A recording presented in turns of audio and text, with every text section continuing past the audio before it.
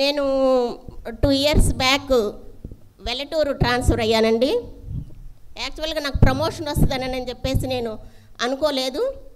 అనుకోకుండా అది కూడా ప్రమోషన్ వచ్చింది. ప్రమోషన్ వచ్చిన తర్వాత వెల్లటూరు దగ్గరగానే వచ్చింది. అది ఏ ప్లేస్ వస్తుందో కూడా యాక్చువల్గా నాకు తెలియదు. అయితే వెల్లటూరు అనేది చాలా దగ్గరగా ఉందని నాకు చాలా ఆశ్చర్యం అనిపించింది. అనుకోకుండా ప్రమోషన్ రావడం, అది దగ్గరగా రావడం అనేది చాలా దేవునికి కృతజ్ఞతాస్తుతులు చెల్లిస్తూ వచ్చాను. అయితే ఈ 2 ఇయర్స్ తర్వాత నా ప్లేస్ సర్ప్లస్ అయ్యింది. అంటే ఆ స్కూల్లో స్ట్రెంగ్త్ తగ్గిన దాన్ని బట్టి నేను కంపల్సరీ ఆ స్కూల్లో నా పోస్ట్ లేదు, నేను కంపల్సరీ లేవాల్సి వచ్చింది. అయితే ఇయర్ అంటే ఏప్రిల్ ఎండింగ్ దగ్గర నుండి ఈ ప్లేసు ఉండదు, నెక్స్ట్ ఎక్కడ సిద్ధపరుస్తావు ప్రభా అని దేవుని సన్నిధిలో ప్రార్థిస్తూ వచ్చాను.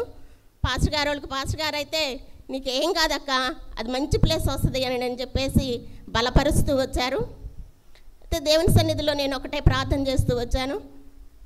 నాకు ఇది కావాలి, అయితే నేను అడగనయ్యా, నాకు ఏది మేలో, నాకు ఎక్కడ క్షేమమో, నువ్వెక్కడ సిద్ధపరిచావో అది మాత్రమే నాకు దయచేయాలని అని చెప్పేసి దేవుని సన్నిధిలో ప్రార్థిస్తూ వచ్చాను. అయితే గవర్నమెంట్ వారు ఏ రోజుకు ఆ రోజు కొత్త రూల్స్ జీవోస్ మారుస్తూ ఉన్నారు. వాటిని చూడగానేనేమో కొద్దిగా టెన్షన్ అనిపించేది. అంటే ఎక్కడ బస్సు రూట్ లేని ప్లేస్ వస్తుందో, ఇంకా దూరంగా వెళ్ళాల్సి వస్తుందో, ఇంకా టెన్షన్తో ఉండాల్సి వస్తుందేమోనని చెప్పేసి నేను సిక్ అయ్యాను కూడా.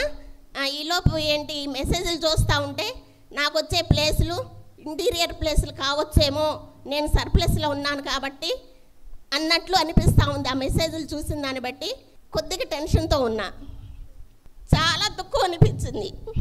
ఎందుకంటే దేవుడు నా జీవితంలో ఎన్నో మేళ్ళు, చాలా చాలా నిజంగా ఎంత గొప్ప దేవుడు అని నేను ఎక్స్పీరియన్స్ చేస్తూ వచ్చాను. నాకు జడ్పీ గర్ల్స్ హై స్కూల్ టౌన్లోనే వచ్చింది. నిజంగా దేవునికి కృతజ్ఞతాస్తుతులు చెల్లిస్తూ వస్తున్నాను. పాస్టర్ గారికి కూడా చాలా నిండైన వందనాలు. సంఘం కూడా నా కొరకు ప్రార్థించారు. సంఘానికి అంతటికీ నా నిండైన వందనాలు తెలియజేసుకుంటున్నాను.